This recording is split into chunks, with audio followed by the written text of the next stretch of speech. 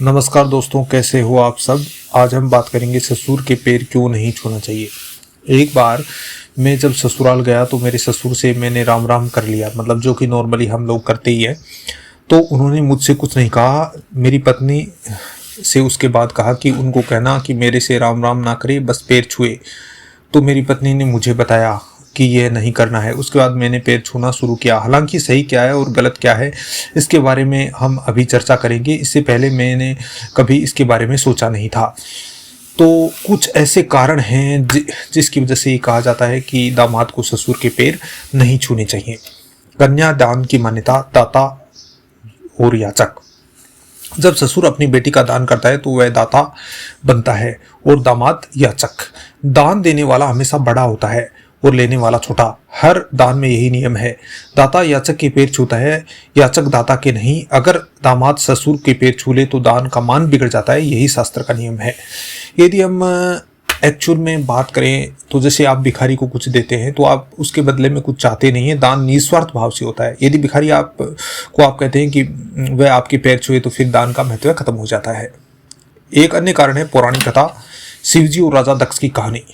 दोस्तों, पुराणों के अनुसार राजा दक्ष ने शिवजी का बहुत अपमान किया। इससे क्रोधित होकर शिवजी ने अपने ही ससुर का, दक्ष का सिर काट डाला। उस दिन से यह मान्यता चल पड़ी कि ससुर और दामाद का रिश्ता नाजुक है।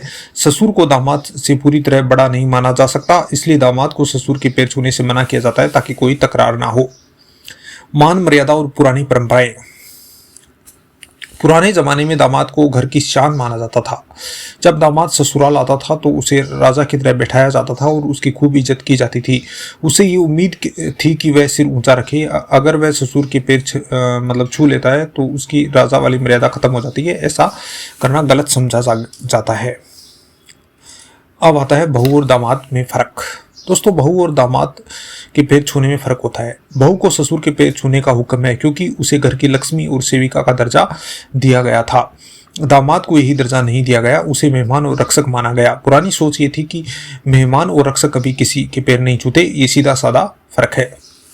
अब बात करते हैं पुराने जमाने के स्रोतों की, इतिहास की, जिससे आपको पता चलेगा कि ससुर को दामाद के जो दामाद है उसको ससुर के पैर क्यों नहीं छूना चाहिए।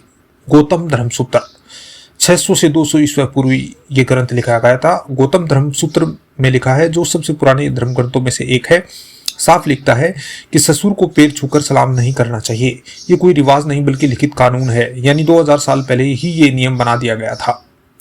दूसरी घटना है द्रोणाचार्य और द्रुपद का प्रसंग। असल में यहाँ उल्टा रिश्ता है। द्रोणाचार्य ने द्रुपद की बेटी द्रौपदी से नहीं, लेकिन एक और कथा है कि द्रोण के शिष्य अर्जुन ने द्रुपद को हराया और द्रुपद ने अपनी बेटी द्रौपदी का स्वयंवर रखा। द्रौपदी के विवाह के समय द्रुपद ससुर ने पांडवों यानी दामाद के पैर छुए, तो इसलिए भी ऐसा कहा जाता है। राजा जनक और भगवान राम का प्रसंग। जब भगवान राम ने शिव धनुष तोड़ा और सीता से विवाह हुआ तो कन्यादान के समय राजा जनक ने स्वयं राम के पैर छुए, राम ने जनक के पैर नहीं छुए। वाल्मीकि रामायण बालकांड सर्ग 73 से 74 में एक लिखा मिलता है। यह साफ दिखाता है कि दान देने वाला जनक दान लेने वाले राम के पैर छू रहा है, उल्टा नहीं। यानी दामाद राम ससुर जनक के पैर नहीं छू रहा। यही कन्यादान का नियम है, दाता बड़ा याचक छोटा। अगर तू सच में भिखारी है, एक्चुअल में क्या है कि ये जो कुछ पॉइंट थे जिसके बारे में हमने जाना, तो असली दाता वह है जो निस्वार्थ दे, बिना शर्त बिना बदले के कुछ दे। अगर ससुर दामाद के पैर छू रहा है तो इसका मतलब ससुर अपने दिए हुए दान बेटी के बदले दामाद से कुछ लेना नहीं चाहता, बस दे रहा है, ये पूरी विनम्रता से। लेकिन अगर दामाद ससुर के पांव छू रहा है तो मानो दामाद कह रहा हो कि तेरा दान मैंने लिया, अब बदले में मैं तेरे पैर छू रहा हूं। यानी दान सिर्फ लेन देन बनकर रह गया है, पवित्रता इसमें खत्म हो जाती है। तो ये थे कुछ कारण जिसके अंदर हमने जाना कि ससुर के पैर क्यों नहीं छूने चाहिए दामाद को। और ये वीडियो आपको कैसा लगा कमेंट करके बताएं। धन्यवाद।